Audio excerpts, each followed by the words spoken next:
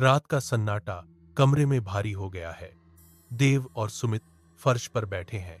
किताबों के पन्ने पलटने की आवाज इस खामोशी को और गहरा कर रही है।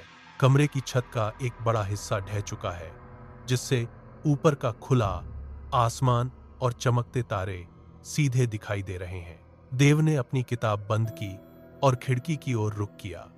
बाहर आंगन में एक पुराना आंवले का पेड़ खड़ा है, जिसकी टहनियां हवा में स्थिर है। अचानक देव की नजर पेड़ की निचली टहनी पर टिक गई। वहां एक लड़की बैठी है। वह बिना पलक झपकाए कमरे के भीतर देख रही है। उसकी त्वचा का रंग राख जैसा फीका है। देव का हाथ किताब पर रुक गया है। उसकी सांसें धीमी हो गई हैं। वह हिल नहीं पा रहा है। उसने धीरे से अपना हाथ बढ़ाया और सुमित का कंधा जोर से दबाया। सुमित ने सिर उठाया, लेकिन देव की आंखें अभी भी उस पेड़ की ओर जमी हुई हैं। एक अनकहा डर कमरे की हवा में घुलने लगा है। बाहर का सन्नाटा अब और भी ज्यादा गहरा और भारी हो गया है। सुमित ने देव के दबाव को महसूस किया और अपनी नजरें पेड़ की ओर घुमाई। जैसे ही उसकी दृष्टि उस आकृति पर पड़ी, उसके हाथ से पेन छूटकर फर्श पर गिर गया। पेन की गिरने की आवाज सन्नाटे में किसी धमाके जैसी गूंजी। वह लड़की अचानक पेड़ की टहनी से नीचे उतरी, लेकिन उसके पैर जमीन को नहीं छू रहे थे। वह हवा में तैरती हुई धीरे धीरे कमरे की दीवार की ओर बढ़ने लगी।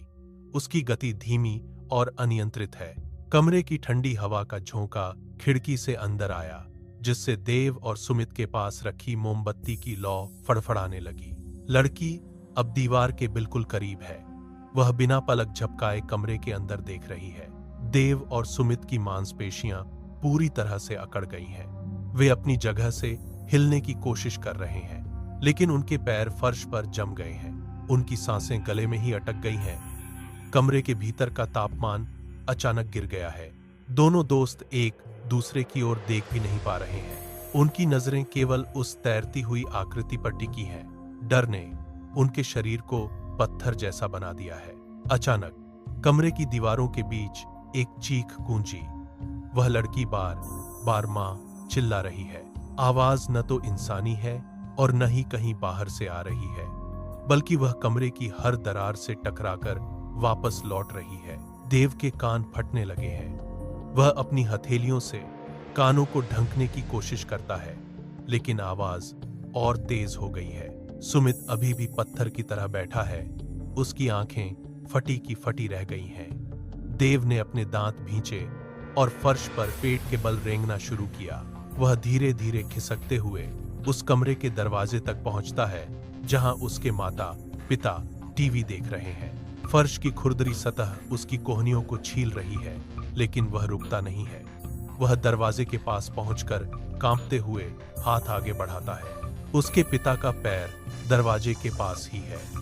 देव ने पूरी ताकत लगाकर पिता का कुर्ता जोर से खींचा। पिता ने चौंक कर नीचे देखा। देव के चेहरे पर पसीना है। उसकी उंगलियां अभी भी पिता के कुर्ते को कसकर पकड़े हुए हैं। वह कुछ बोल नहीं पा रहा है, बस कांपती उंगलियों से उस कमरे की ओर इशारा कर रहा है। देव के पिता टॉर्च लेकर कमरे में दाखिल हुए। रोशनी की तेज किरण ने पूरे आंगन को छान मारा, लेकिन वहां कोई नहीं था।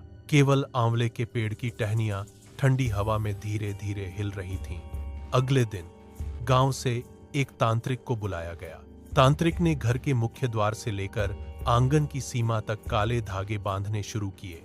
वह घर के हर कोने में घूमकर मंत्रों का उच्चारण कर रहा है। उसकी आवाज भारी और स्थिर है। उसने अपने थैले से लोहे की बड़ी कीलें निकाली। तांत्रिक ने एक एक करके उन कीलों को घर की बाहरी जमीन में गाड़ना शुरू किया।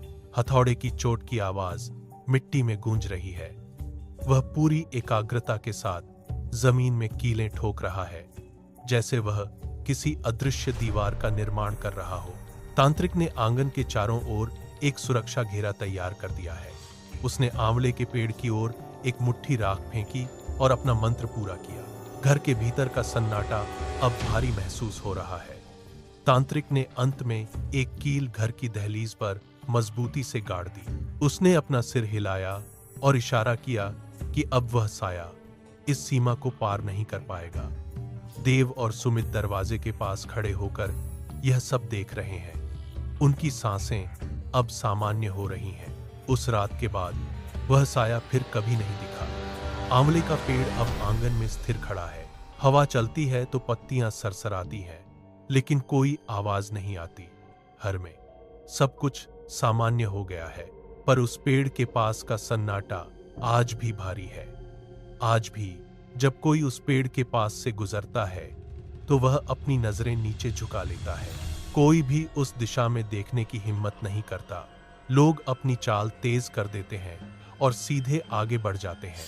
वह डर अब भी वहां की मिट्टी में दबा हुआ है। तांत्रिक की कीलें जमीन में धंसी हुई हैं और लोग जानते हैं कि कुछ चीजें ऐसी होती हैं जिन्हें कभी नहीं छेड़ना चाहिए। सन्नाटा ही अब उस जगह की पहचान बन गया है।